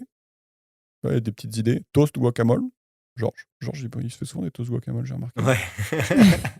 Tomates, mozza et filet. Guacamole maison, bien sûr, Georges. Et œufs et halloumi. Voilà, quelques petites idées, je vous balance, ça c'est gratuit. Voilà. J'espère qu'elle m'en voudra pas parce que... T'as mis toutes ces recettes. J'ai mis toutes ces recettes. Les gens ils vont plus acheter le truc. Mais voilà. Voilà. Oui, tu vas ouvrir un compte et tu vas être le glucose god. Mais bien sûr. Mais clairement. Vas-y, j'arrive, Jesse. Le glucose emperor. Tu vois, genre tu montes d'un cran. Conseil numéro 5, c'est tous les sucres se valent, ils sont tous pareils, c'est la même molécule, donc faites gaffe. Donc sucre, coco, miel, sirop d'agave, sucre glace, c'est glucose plus fructose.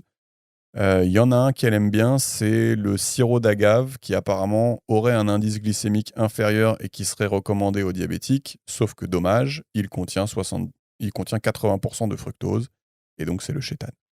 Ah. Voilà, donc en effet... Ah oui, j'ai pas dit ça. Mais oui, j'allais dire, t'as pas dit pourquoi le fructose c'est le chétane. Ouais, alors j'ai pas dit parce que alors, je vais faire un petit contrôle F parce que on l'a oublié, dis donc. Donc, alors le fructose provoque une glycation 10 fois plus rapide que le glucose. Donc la glycation, c'est quand tu fais des molécules zombies. Ok. De 2, le fructose, il est stocké sous forme de graisse directe, donc il n'y a pas de demi-mesure, il n'est pas dans ton foie ou dans tes muscles ou machin, c'est la graisse, ça va directement dans ton cul. Le fructose. Et est-ce qu'il y en a un autre ? Ouais, l'excès de fructose provoque des maladies du foie, ok. Et voilà, non, on est bien avec le fructose, ok. Donc le fructose, c'est le chétane. Et oui, et juste pour info, en fait, c'est assez contre-intuitif. C'est que le moniteur de glucose, du coup, il voit pas le fructose. Ah. Voilà. Donc en fait, elles disent souvent quand tu as un pic de glucose, bah, tu as un pic de fructose. Donc ça sert à rien d'avoir un moniteur de fructose. Par contre, si ton kiff dans la vie, c'est de manger du sirop d'agave, sache que, en gros, le petit pic de sucre que tu as, il s'accompagne par un pic de chétane en bonus. beaucoup bien supérieur. Du coup, si c'est 80%, ça doit être 5 fois supérieur. Voilà. Et en plus, je l'ai entendu ce week-end. J'étais en vacances ce week-end. Il y a quelqu'un qui a dit oui, le sirop d'agave. Voilà. Si j'avais su, je lui aurais. On veut des noms. Je lui aurais cloué le bec, mais j'avais oublié. Ce fun fact. Elle dit le miel, la moitié d'une myrtille contient la même quantité d'antioxydants qu'une cuillère à café de miel. Donc elle est not impressed par le miel. Contrairement à beaucoup de gens. Contrairement à beaucoup de gens. Le miel qui n'est souvent pas du miel d'ailleurs, ce qu'on a vu. Ouais, c'est clair. C'est peut-être pour ça que. Qui sont en fait. C'est d'ailleurs peut-être pour ça que voilà. Ouais. Oui, le miel qui n'est souvent pas du miel, c'était quoi? C'était Vous êtes fou d'avaler ça. Ouais. L'épisode sur Vous êtes fou d'avaler ça. Les édulcorants, on va pas le faire, mais en gros, les édulcorants, on sait pas. On sait pas ce que ça branle. Oui, voilà, moi c'est une de mes questions. En gros, bon, on a compris que globalement, fallait globalement jamais prendre de sucre. En gros, jamais rajouter du sucre à ses aliments. Et idéalement, des aliments sucrés, en prendre le minimum. Et si tu dois en prendre, bah, t'en prends après avoir pris des légumes et des protes. Mais elle a dit t'en prends pour le plaisir, mais pas parce que c'est bon pour la santé. Oui, c'est ça. Mais du coup, pour ta santé, globalement, l'idéal, c'est juste de jamais rajouter du sucre et de jamais prendre des aliments très sucrés. Et si tu dois en prendre parce que tu kiffes, bah, tu prends après les légumes et après les protes, en gros. Ouais. Donc ça, on a compris. Mais du coup, si tu veux faire le truc de flemmard qui est de dire, OK, je veux quand même avoir le goût du sucre, mais je veux pas avoir tous les effets néfastes. Ouais. Est-ce que je peux prendre aspartame, stevia, machin? Ouais. Et du coup, oui, moi, de ce que je comprends, c'est qu'on sait toujours pas. Ouais. Et du coup, on valide qu'on sait toujours pas. On sait pas quoi. On sait pas. On voit que si t'en prends et que t'as ton moniteur, on voit que ça fait pas des pics de glucose. Ou ça en fait. Qu'est-ce qu'on sait pas, tu vois? Est-ce que ça, on sait pas si ça a d'autres conséquences de merde à moyen long terme? Est-ce qu'on sait, parce que ça se trouve le corps voyant ça, comme c'est un substitut, il se dit j'envoie aussi plein d'insuline. Et donc, en fait, si ça fait les mêmes pics d'insuline, bah, c'est de la merde, quoi. Ouais, alors il y a plusieurs choses. Déjà, avant de faire les édulcorants, juste pour répondre à ce qu'a dit Georges, je vous invite à regarder. Malheureusement, on a fait 2 épisodes sur Max Lugavere, donc je me souviens plus dans lequel c'est. Je pense que c'est Genius Life. Ouais, je sais plus. Mais il donne un truc qui est hyper intéressant, qui vous dit en gros combien de fois vous devriez manger de glucides dans la semaine, en fonction de nombre de nombre de fois où vous faites du sport, en fonction de si vous êtes obèse ou pas, en fonction de... Il y a une espèce de matrice hyper intéressante qu'on avait dite dans l'épisode, donc je vous invite à vous référer à ça. Et si vous faites du sport, si vous faites, je sais pas, un truc de force comme la musculation, ou un truc où vous allez courir pendant longtemps, ou un truc où vous allez essayer ou un truc où vous allez être à bout de souffle, si vous n'avez pas pris de glucides, vous allez être dans la merde. Je veux dire, moi, j'ai déjà essayé de courir en cétose, donc en utilisant du gras à la place du sucre. T'es en PLS, quoi. Enfin, juste, voilà, donc, en gros, juste c'est pour pondérer ce que tu disais, Georges. Ouais. Si tu vas faire du sport, il faut que tu réussisses à alimenter ça avec du sucre. Donc, il faut faire aussi un peu attention à ce que tu fais. Pour les gens qui ressortiraient de cet épisode en disant bah trop bien, je vais faire ça, et qui après essaient de soulever 10 kilos et n'y arrivent pas, bah oui, non, en fait, voilà. Oui, c'est ça. Voilà. Ta dépense physique te donne entre guillemets un droit à une quantité de glucose que de toute façon tu vas éliminer en faisant ton exactement. Ton et du coup, pour répondre sur les édulcorants, bah tu vois, en fait, j'ai pas vraiment de bonne réponse, mais elle dit bah il y en a certains qui déclenchent un pic d'insuline, donc ça fait du stockage de graisse, tu vois. Donc typiquement, elle montre un graphique où tu sais, elle boit un coca normal, donc tu as un pic de glucose et après ça redevient normal. Mais tu sais, tu as un petit trou d'hypoglycémie quand même. Tu sais, c'est toujours parce que en gros, tu as le pic de glucose, tu as un coup d'insuline, et donc le temps que ça redevienne un peu normal, voilà, tu as toujours un petit trou. Et ensuite, elle boit un Coca zéro. Et là, elle a pas de pic. Mais par contre, elle a toujours le petit trou. Tu vois, comme si l'insuline avait piqué à cause du Coca zéro. Voilà. Donc, il y a des trucs, on sait pas trop. Elle dit, c'est quand même une saveur qui déclenche l'envie de sucre. L'aspartame, ça a l'air d'affecter négativement la flore intestinale. Il y a des gens à qui ça donne des maux de tête, certains édulcorants. Donc voilà. Donc, elle dit un peu ce que tout le monde dit. C'est-à-dire, si tu veux mettre un édulcorant, tu mets stevia ou érythritol. Et quand même, essaie d'éviter aspartame, sucralose, acésulfame K, maltitol. En gros, tous les trucs qui sont dans les boissons zéro sucre. Je pense que l'idée de stevia et érythritol, c'est que vu que c'est naturel, tu te dis, dans le doute, ça doit passer, tu vois. C'est moins pire. Ouais, alors que les autres trucs, tu te dis, dans le doute, on va peut-être pas tenter le diable. On évite, quoi. Voilà.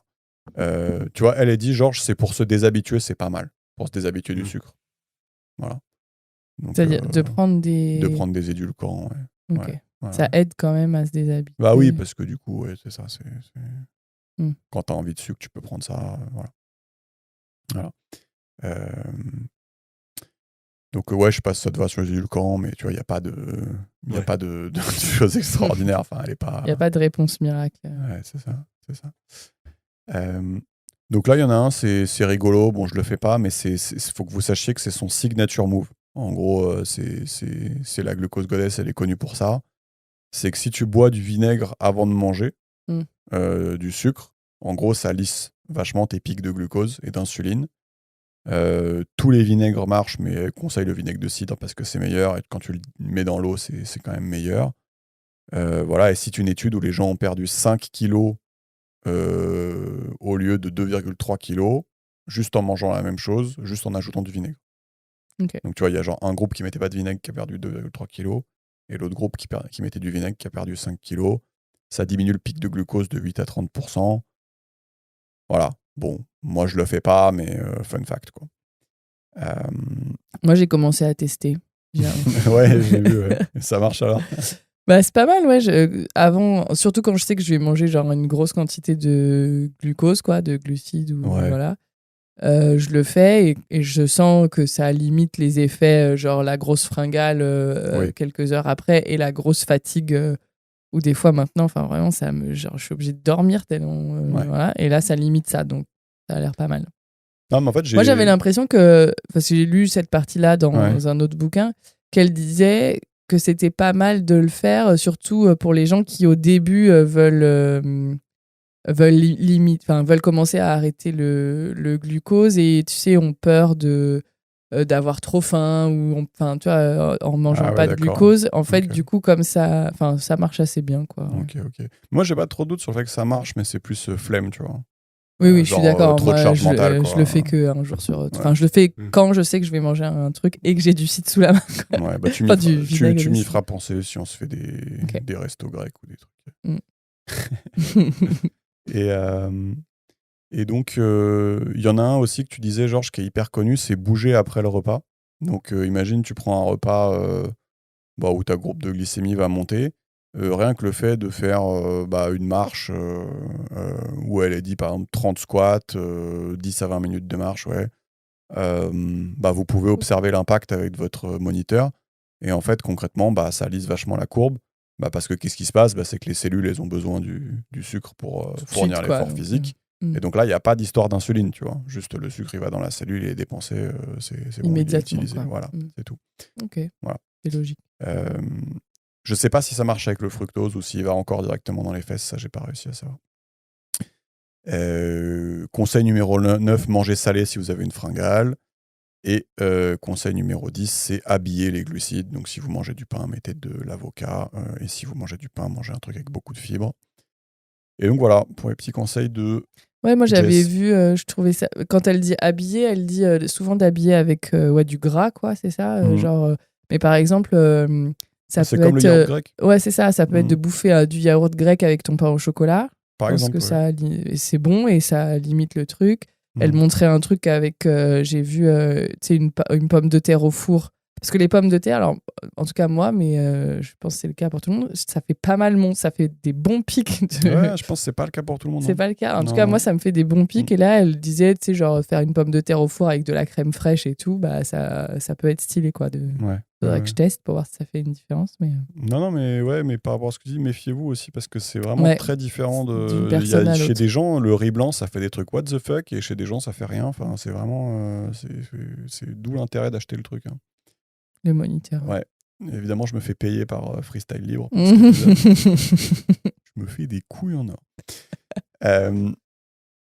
Donc, petite conclusion de cet épisode estival. Je trouve ça cool parce que, en gros, tu sais, dans le monde de la nutrition, tu as toujours des gens pour dire oui, il faut être crudivore, cétogène, je sais pas quoi. Et ils t'expliquent toujours, c'est très bien, ils t'expliquent pourquoi c'est bien, ce que ça fait, machin.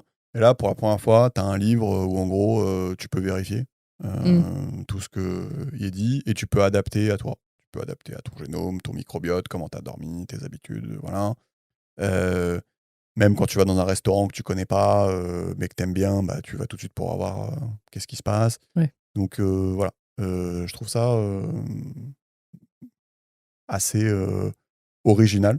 Ouais. Et je trouve qu'il y a un petit truc...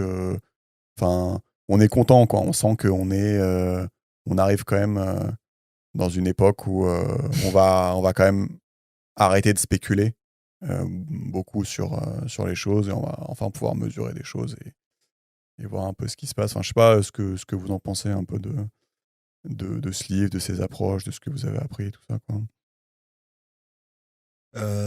Non, moi je trouve ça bien parce que je connaissais pas, tu sais, comme je te disais, je me rendais pas du tout compte de l'impact que le sucre a et effectivement de la quantité d'effets délétères que les pics glycémiques peuvent avoir. Je connaissais même pas le concept de pic glycémique. Donc déjà sur le fait d'identifier le problème, c'est intéressant. Et après sur les solutions préconisées, même chose, que j'aime bien, c'est qu'elles sont assez simples, tu vois. Genre juste bouffe tes légumes avant, tu vois, c'est quand même assez facile à appliquer. Bouge 10 minutes après avoir mangé, bon, c'est pas très dur à appliquer. Si tu veux cheater, prends un truc de vinaigre de cidre, c'est aussi assez facile à appliquer. C'est ça. Tu vois, donc je trouve que donc voilà, moi j'ai appris des trucs sur l'existence du problème lié au sucre. Je trouve que ce qu'elle préconise pour le mitiger, c'est assez simple à mettre en place. Et après, sur l'histoire de tu peux mesurer, machin, moi je trouve ça cool aussi. Moi je suis comme toi, Alexa, j'aime bien mesurer les trucs et tout. Mais je me pose des questions sur... tu sais, c'est un trade-off, quoi. Tu te rajoutes une charge mentale de mesurer des trucs et de moins t'en battre les couilles de ce que tu manges, tu vois. Ouais. Et tu sais, après c'est la discussion de comptoir de base, mais je me demande toujours si cet arbitrage il est gagnant, tu vois. Bon, j'ai l'impression qu'il est gagnant et que c'est quand même bien sur le long terme pour ta santé, tu vois. Mais tu vois, genre, si tu pousses le truc un peu à l'extrême, bon, c'est plus pour faire l'exercice de pensée. Genre, si on rentre dans un monde où on se met constamment à avoir tous nos marqueurs mesurés en temps réel tout le temps, tu vois, est-ce que ce sera pas un peu chiant? Est-ce qu'on n'aura pas un peu des vies chiantes? Est-ce qu'on va pas ne plus savoir s'amuser, quoi? Tu vois ce que je veux dire? Ouais, et en fait, c'est pour ça aussi, je pense qu'on l'a pas dit dans l'épisode, mais en fait, l'idée, c'est pas d'en avoir un tout le temps, tu vois. L'idée, c'est d'en avoir un 2 semaines, un mois, et juste d'apprendre, en fait, tu vois. Et après, t'arrêtes, quoi. En fait, il n'y a pas de délire où tu payes 40 € toutes les 2 semaines. Et moi, tu vois, je l'ai fait, je crois, j'ai dû le faire 2 fois dans ma vie. Et c'était vraiment parce qu'à un moment, j'avais changé de bouffe où ça faisait longtemps et je trouvais que mes habitudes avaient assez changé, je voulais rechecker. Mais il n'y a pas de prise de tête, je l'ai tout le temps, je regarde tout le temps, je me scanne tout le temps, machin, quoi. Tu vois. Oui, et puis je pense qu'en fait, l'idée sous-jacente, c'est d'être au-delà de précisément ce bouquin, mais même dans tous les trucs de développement personnel ou de nutrition, de tous les trucs liés à la santé. En fait, je pense que l'idée sous-jacente, c'est d'être plus intentionnel dans ses décisions et dans ses kiffs, quoi. Quand tu dis, en gros, le fait c'est de dire, plutôt que de bouffer machinalement du sucre et de machin, tu t'es au courant que ça a un coût pour ta santé, et du coup, tu décides du moment où tu as envie de te faire ce plaisir-là, et tu te le fais. Ça veut pas dire que tu te le fais plus, quoi. Ça veut dire que juste t'es plus responsabilisé du truc, et t'es plus intentionnel dans tes loisirs ou dans tes moments où tu vas faire quelque chose qui peut potentiellement heurter ta santé, tu vois. Mais du coup, ça s'applique au sucre et ça s'applique à tout le reste. En fait, je m'auto-réponds parce que j'ai avancé dans la réflexion. En fait, je me dis, voilà, tous ces trucs-là où tu te renseignes sur la santé, sur machin, la démarche globale, c'est de dire, bah, je suis plus responsable et je suis plus informé et que du coup, je suis plus intentionnel dans les moments où j'ai envie de kiffer et je me rends compte de ce que c'est, quoi, en gros. Ouais, ben là, je crois que c'est... Enfin, tu l'as dit à un moment, ce qui est pas mal dans son message à elle, c'est pas arrêter tout et devenir control freak sur la bouffe, pas du tout. Dans son livre de recettes, il y a des gâteaux. Hein. Bah ouais, c'est ça, il y a plein de trucs avec, t'as un bout de pain, enfin, tu vois, genre c'est... Et elle le dit bien, elle dit, enfin, c'est ce que t'as dit tout à l'heure, quoi, si vous avez envie de cet énorme gâteau, je sais pas quoi, tarte au citron, bah allez-y, mais juste choisissez le moment où vous le faites, ou... plutôt en fin d'un repas, ou en tout cas si vous, enfin voilà, en gros elle dit pas d'arrêter, et je trouve ça sympa comme message. Et ça c'est un truc aussi, je trouve, j'aime bien le fait d'être au courant, typiquement de, tu sais, quand tu manges un cheesecake, ce que ça va faire, et si tu veux, quand tu vas le manger, je trouve que c'est une certaine forme de maturité, tu sais, de dire, bah là je me fais un kiff, je mange ça. Oui, je sais que je suis un vilain garçon, mais tu vois, genre, en gros, tu vois ce que je veux dire, genre, c'est une forme de maturité, c'est-à-dire qu'en gros, tu sais que la vie est faite de plaisir et que t'es pas tout le temps en train de faire. On devient vieux et chiant, quoi, putain. Non, mais tu vois. Non, mais si tu veux. Non, mais si tu veux, enfin, je sais pas pourquoi, ça fait partie aussi du plaisir de dire, bah là, je m'en bats les couilles. Là, je me fais mon kiff et merde à tous. Et merde, et voilà, et je le fais en connaissance de cause, et voilà, quoi. Et c'est pas. Oui, c'est ce que disait Georges, quoi. Ouais, genre, je répète ce que dit Georges, mais juste pour finir, c'est que je trouve que ça n'enlève, le fait de savoir n'enlève en rien, tu vois, le plaisir ou le truc. Au contraire, je trouve, quand tu sais pas, t'es toujours un peu, qu'est-ce qui se passe, tu vois. Non, quand tu sais, au contraire, c'est là où je trouve que t'as le plus de plaisir. Oui, en fait, c'est comme avec tout ce qui peut nuire à la santé, genre l'alcool ou la drogue ou le sucre ou le machin. En fait, c'est de dire, ouais, j'ai une consommation raisonnée du truc et je sais quel coût ça a sur ma santé. Et du coup, les fois où je le fais, bah, je suis plus responsable et j'essaye d'en tirer le maximum et d'être content de. Mais tu vois, genre, moi, je suis d'accord avec ça, je trouve ça bien. Et en fait, tu peux pas ne pas être d'accord avec ça. mais je trouve que tu perds une forme d'innocence, quoi. T'es là, genre, tu sais, genre, tu peux plus, veux plus prendre ton cheesecake. Dès que tu vas prendre ton cheesecake, tu sais que tu vas avoir le putain de pic. Tu sais que tu vas avoir des rides. Tu sais que là, t'es en train de gangbang tes mitochondries, tu vois. Alors qu'avant, quand t'étais jeune, bah, tu prenais 4 Kinder Delice et t'étais content et, tu vois ce que... Non, mais on devient adulte, quoi, en fait. Ouais, c'est ça, tu deviens adulte, mais en fait, c'est chiant. En fait, moi, j'ai du mal avec la vie adulte. Ça me casse. Non, mais tu vois, genre, ok, mais c'est un autre sujet, du coup, genre. Ouais, c'est un autre sujet. Non, mais en gros, je comprends. En vrai, je comprends.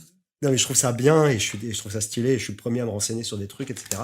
Mais tu vois, t'as un sujet sous-jacent qui n'a rien à voir avec le bouquin et du coup, enfin, ça n'enlève rien à la qualité du bouquin. C'est un peu le truc de perte d'innocence et de responsabilisation et de vie adulte. Ouais, c'est intéressant. Et il faut être en paix avec ça, tu vois. Ouais. Genre le fait de savoir tout le temps les conséquences de toutes tes actions, tu vois. C'est un peu relou. Putain, mais c'est clair, merde. Non, mais en vrai, c'est hyper intéressant ce que tu dis parce que, tu sais, ça m'avait fait ça. Tu sais, moi, j'allais beaucoup en Grèce quand j'étais petit. Et tu sais, je kiffais trop et tout, c'était trop bien, machin. Et en fait, tu sais, quand tu reviens et que t'es adulte, en fait, tu sais, tu vois beaucoup plus certains trucs que tu voyais pas avant. Donc peut-être tu vois un peu plus la misère, tu vois un petit peu plus le plastique que les mecs vont jeter à la mer, tu vois un petit peu plus, tu sais, des trucs débiles, tu vois, genre quand t'étais petit, la pollution de la ville, ça sentait bon, tu vois, tu trouvais, c'est une petite odeur de graisse. Et en fait, non, c'est juste de la pollution, tu vois. Et je vois ce que tu veux dire. Non, mais en vrai, tu vois, c'est même pas pour rigoler. C'est ce charme-là. Ouais, non, mais je suis même pas en train de faire une blague. Mais je vraiment, sais. Et tu retournes dans le pays et t'as une perte d'innocence, quoi. C'est vraiment ce que tu dis, Georges, je trouve ça bien intéressant. C'est t'as une perte d'innocence et tu te dis, putain, c'est ça de devenir un adulte, quoi. Et j'avoue, c'est pas tous les jours marrant, quoi. Mais bon, ouais, et en gros, devenir un adulte, en fait, c'est un truc, c'est que t'essayes de déplacer tes kiffs et d'avoir des kiffs plus... En fait, tout devient plus intentionnel, quoi. Enfin, j'ai l'impression, après, je sors de la philosophie je suis d'accord. Mais du coup, j'ai l'impression que c'est juste, tu sais, tu décides, tu te conditionnes, t'es là, ok, maintenant, ce que je vais kiffer, c'est ça. Et petit à petit, tu te mets à kiffer ça et c'est gratifiant et t'es content. Mais t'as plus les kiffs un peu naturels, organiques, en mode, le kiff naturel, juste tu bouffes un Kinder Delice, bah tu kiffes trop. Ouais. Bah en fait, tu perds ça parce que tu sais que c'est de la merde, tu vois. Ouais. Tu vois ce que je veux dire? Je suis complètement d'accord. Et du coup, tes kiffs, ils deviennent plus intentionnels, plus réfléchis, ce qui peut être un accomplissement, mais c'est plus dur, quoi. C'est relou, quoi. Ouais, mais j'ai l'impression que c'est un peu le passage obligé pour devenir adulte, mais c'est vrai que mais je vois complètement ce que tu veux dire. Ouais. Donc voilà, bah écoute, c'était Glucose Goddess et j'ai envie de dire. Et moi, je voulais juste ajouter, tu l'as un peu dit, mais que quand on se met le moniteur de glucose là, pendant 15 jours ou un mois, c'est quand même marrant en fait. Enfin, il y a un côté ludique. Oui, il y a un côté ludique. On se dit, qu'est-ce que ça va faire quand je vais manger ça? Après, on se met à tester des trucs et si je prends du vinaigre avant, je sais pas quoi. J'avoue, il y a un côté quand même. Non, mais je trouve qu'il faut le dire parce que bon, c'est. Enfin, vous dites 40 €, mais je crois que c'est un peu plus cher quand même le premier achat. Non? Bref, mais ça, voilà, on peut se dire c'est un certain coût. Donc, et puis tout à l'heure, on se disait c'est une charge mentale supplémentaire, mais en fait, il y a un côté marrant, curiosité, ça attise ta curiosité de se dire je peux avoir cette info-là sur moi et sur ce que ça me fait de bouffer ça. Mais même, oui, et puis... Pardon. Non, mais juste 40 €, enfin, juste si c'est 40 € pour apprendre que le riz blanc, ça te déglingue. Ça va, tu vois. Ouais, non, ça les vaut complètement, mais... Vas-y, Georges. Ouais, et puis tu sais, je sais pas si... Je trouve qu'il y a un truc très français de... tu sais, enfin, j'en sais rien, peut-être c'est juste mon milieu, mais genre, tu sais, tu te fais juger super facilement, tu vois. Genre, il y a un truc en France de... En fait, tu sais, genre, typiquement, même avec les montres connectées ou les machins, en gros, dès que tu veux mesurer des trucs, t'es un psychopathe, tu vois. Je suis d'accord. Et c'est souvent très mal vu, tu vois. Et bon, après, j'extrapole de mon expérience personnelle, donc peut-être que c'est mon milieu et que c'est pas du tout.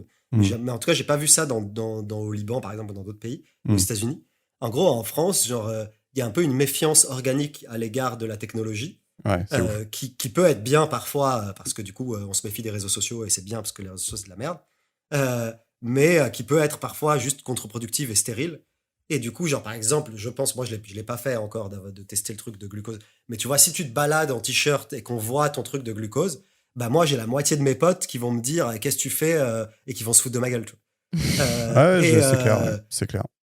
Et en fait, c'est lourd, quoi, tu vois. C'est lourd parce que déjà, c'est de l'ignorance, tu vois. Genre, en gros, juste t'es teubé, quoi. Et de deux, genre, il y a une forme de jugement, tu vois. En fait, bon, bref. Et du coup, c'est bien que tu dises, Clem, que en fait, c'est plutôt marrant et why not, tu vois. Ouais. Non, mais il y a clairement du jugement et moi, ça me fait penser. J'ai souvent des gens qui me cassent les couilles parce que je pèse mes pâtes, tu vois. Genre, tu sais, j'ai une petite balance et je mets des pâtes dans un bol avant de les faire et je veux savoir combien j'en fais. Et genre, ça, c'est genre source de colibet. Genre juste pèse mes pattes, tu vois, genre j'ai pas d'autres arguments, tu vois, que j'ai envie de savoir combien j'en fais, quoi. Et genre c'est source de colibet, tu vois.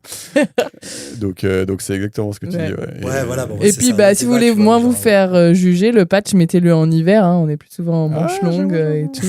Bah non, mais c'est vrai, enfin moi je l'avais fait en hiver, personne m'avait jamais rien dit et personne n'avait su et puis voilà. Ouais, tu vois, en fait, ça je trouve que c'est culturel. Après, bon, on fera peut-être un bouquin dessus, tu vois.